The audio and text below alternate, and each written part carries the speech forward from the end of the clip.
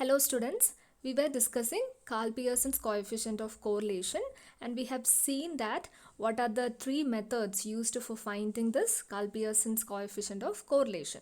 Now we can see what are the merits and demerits of Karl Pearson's coefficient of correlation. First, moving on to merits.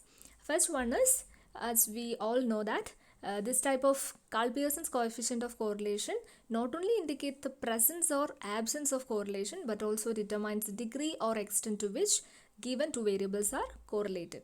So we can identify the degree to which they are correlated and also the direction of correlation.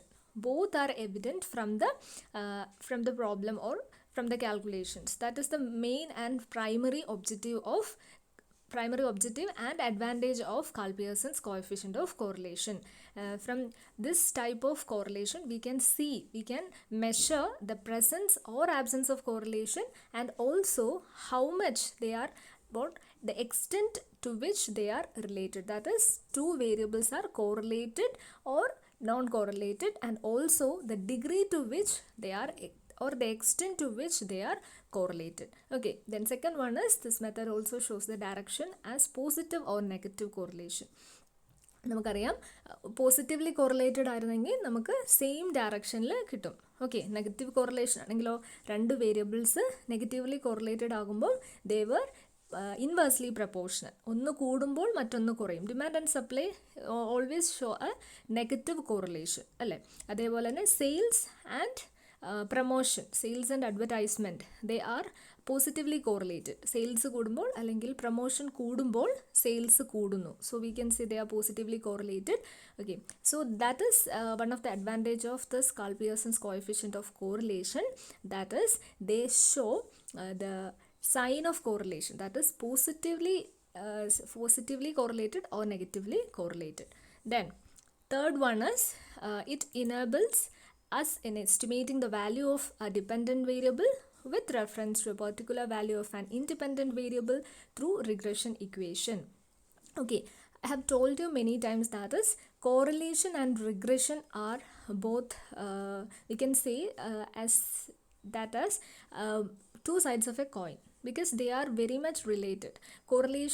Regression can be treated as a extension of this correlation. Okay, so in correlation we can find the degree of association between two or more variables, but in regression we can find the degree of association and also the cause and effect of the two variables, that we can predict the effect of one variable due to the change of another variable. So there are two types of variable, that is dependent variable and independent variable.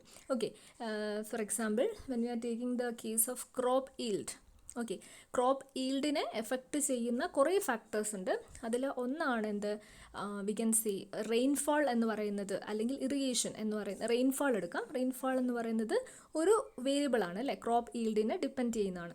So we can say crop yield is A dependent variable, that is result is dependent variable and this rainfall is independent variable. നമുക്ക് rainfall artificially create ചെയ്യാൻ പറ്റില്ല.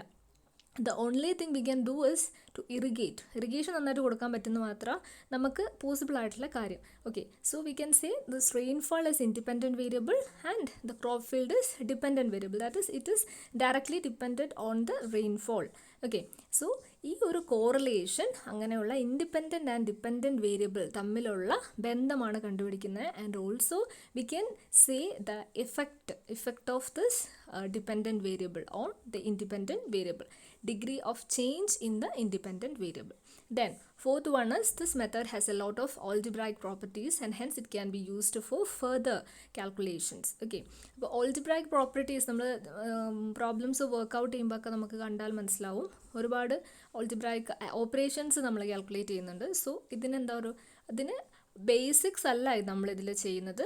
It's bit difficult അല്ലേ, ചെയ്യുമ്പോൾ തന്നെ അറിയാൻ കുറച്ച് ഡിഫിക്കൽട്ടാണ്. അതുകൊണ്ട് തന്നെ അത് നമുക്ക് ഫർദർ കാൽക്കുലേഷൻസും ഫർദർ ഓപ്പറേഷൻസിലൊക്കെ നമുക്ക് യൂസ് ചെയ്യാൻ സാധിക്കും. അപ്പോൾ ഇതൊക്കെയാണ് Karl Pearson's coefficient of correlationൻ്റെ മെറിറ്റ്സ് എന്ന് പറയുന്നത്. So we can see what are the demerits or disadvantages. Disadvantages പറയുമ്പം first one, it's comparatively difficult to calculate. അറിയാം, അല്ലേ? സാധാരണ കാൽക്കുലേഷൻ പോലെ അത്ര ഈസി അല്ല. It's bit difficult. കാരണം കുറേ സ്റ്റെപ്സ് ഇൻവോൾവ് ആണ്, കുറേ വാല്യൂസ് നമുക്ക് ഫൈൻഡ് ഔട്ട് ചെയ്യണം. So the calculation is lengthy and tiresome. Okay, then second one is the result is very much affected by extreme values in the data set.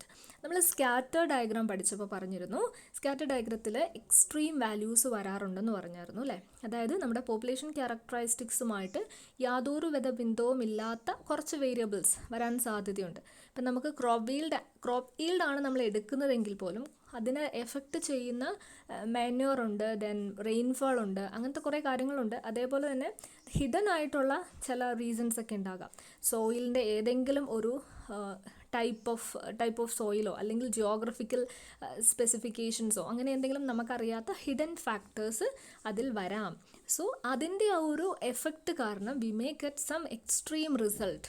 അത് പക്ഷേ നമുക്ക് പെട്ടെന്ന് ഐഡൻറ്റിഫൈ ചെയ്യാൻ പറ്റില്ല.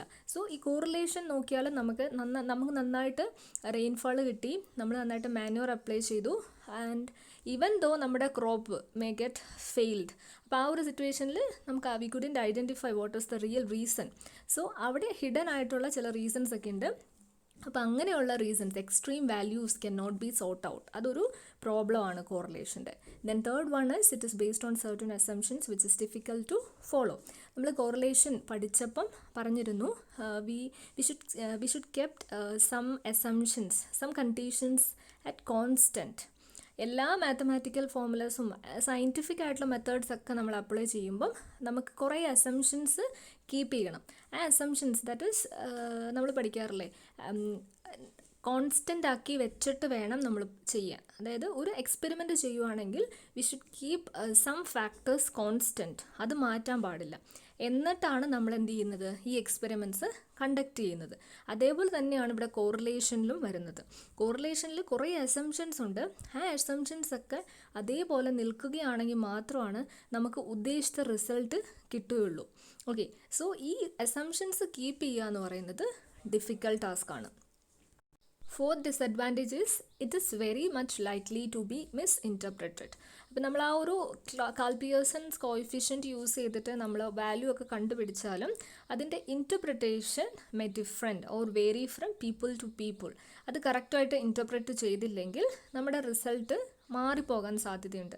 ഞാൻ പറഞ്ഞ ഒരു പോസിറ്റീവ് ഉണ്ട്, നെഗറ്റീവ് ഉണ്ട്, സീറോ ഉണ്ട്, ഹൈ പോസിറ്റീവ് ഉണ്ട്, ഹൈ നെഗറ്റീവ് ഉണ്ട്, അങ്ങനെ പല കാറ്റഗറൈസ് ചെയ്തിട്ടുണ്ട്. So this make it easily misinterpreted. അത് യൂസ് ചെയ്യുന്ന ആൾക്ക് അതിൻ്റെ കറക്റ്റ് ഇൻറ്റർപ്രിട്ടേഷനിലേക്ക് എത്താൻ പറ്റിക്കൊള്ളണമെന്നില്ല. Then fifth one is compare to other methods it takes much time to arrive at the result. നമുക്കറിയാം ചെയ്ത് വരുമ്പം കുറേ പ്രൊസീജിയറിലാണ് അല്ലേ, കുറേ സ്റ്റെപ്സ് ഉണ്ട്. സ്റ്റെപ്സ് ഇങ്ങനെ കണ്ടിന്യൂ ചെയ്ത് നമ്മൾ ചെയ്യണം. So it may takes some time. Okay, then final demerit is നമ്മൾ പഠിച്ചു പ്രോബബിൾ എററിനെ കുറിച്ച് നമ്മൾ കണ്ടു അല്ലേ, പ്രോബബിൾ എറർ. അപ്പം ഇത് കണ്ടുപിടിച്ച കാൾ പിയേഴ്സൺ തന്നെ സമ്മതിക്കുകയാണ് ദർ ഈസ് എ പ്രോബബിൾ എററിൻ്റെ ഒരു ചാൻസ് ഉണ്ട്. ഓക്കെ, അപ്പോൾ അതിന് വേണ്ടിയിട്ട് ആദ്യം നമ്മൾ എന്ത് ചെയ്യണം, ഈ പ്രോബബിൾ എറർ നമ്മൾ കണ്ടുപിടിക്കണം. അതിൻ്റെ അർത്ഥം he himself admit that there is some sort of error in this correlation method. Okay, അപ്പോൾ അതുകൊണ്ട് എറർ ഉണ്ടെന്ന് ഉറപ്പാണ്. അത് നമ്മൾ എന്ത് ചെയ്യണം, കണ്ടുപിടിക്കാൻ നമ്മൾ കണ്ടുപിടിച്ചിട്ട് നമ്മൾ അതനുസരിച്ച് അതിൻ്റെ വാല്യൂസിലേക്ക് അഡ്ജസ്റ്റ്മെൻറ്റ്സ് വരുത്തണം. Interpretation should be changes accordingly. Probable എററിനനുസരിച്ച് മാറ്റം വരുത്തണം. അപ്പോൾ ഇതൊക്കെയാണ് merits and demerits of Karl Pearson's coefficient of correlation.